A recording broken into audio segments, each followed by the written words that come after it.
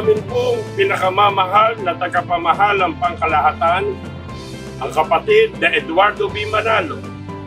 Kami po ng mga ministro at mga manggagawa, kasama po ng aming buong sambahayan, ay nagpupuri at nagpapasalamat sa ating Panginoong Diyos sa pagsapit po ng inyong kaarawan. Ang pamamalagi po ninyong buhay at malakas ay kinikilala po namin na isang malaking biyaya para po sa buong Iglesia ni Cristo.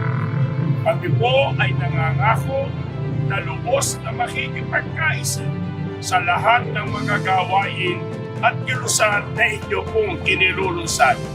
Kapatid na Eduardo B. Manalo, kami po ay buong galak at buong puso na bumabati sa inyo ng Happy Birthday po!